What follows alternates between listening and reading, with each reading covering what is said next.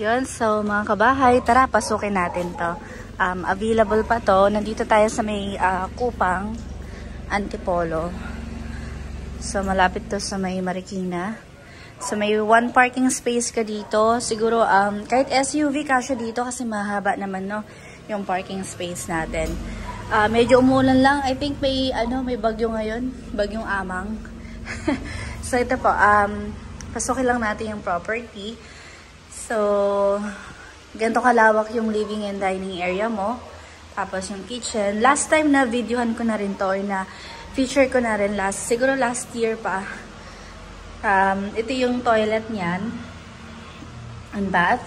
Tapos may open space ka dito. Dirty kitchen mo. Tapos naka-open dito. Ayan. So, then dito naman tayo sa itaas. Punta ako sa itaas, sir, ha? So, okay. Ay, ito yung sasabi mo, sir.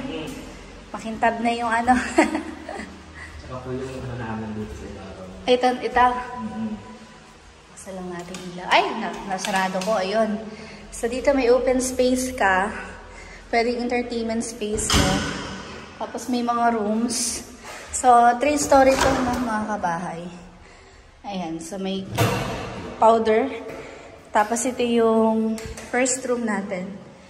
So, ito malinis na talaga siya, no? Ayan. Tapos may mga cabinet na rin nakasama.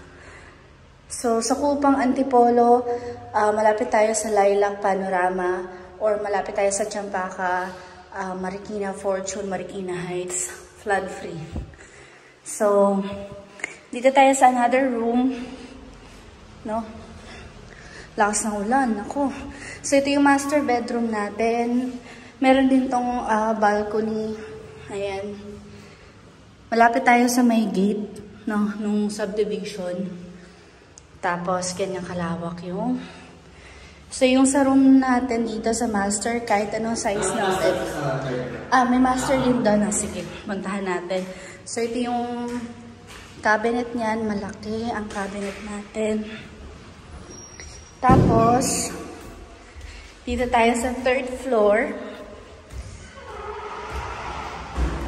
Ayun. So, may open space ka rin dito sa 3rd floor, no? Entertainment space mo rin or up to you, another room, pwede rin po. May grills na rin naman. So, ito yung master bedroom natin. Malawak din. Parang kakahawig ng isa, no? Iba lang yung may may sariling CR. Sa baba kasi kanina, common toilet and bath. Ayan.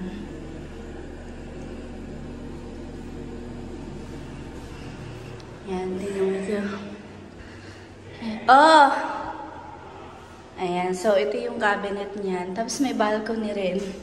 And tingnan mo, since may bagyo, ang hamog dun sa may Monterey. So, malapit tayo sa Monterey, no? Grabe, kitang-kita mo yung hamog dun sa Antipolo side. Tapos ito yung sa Monterey side po. Along the road tayo, ito yung sa pinakamalaking road, main road po, ng subdivision. Ayan.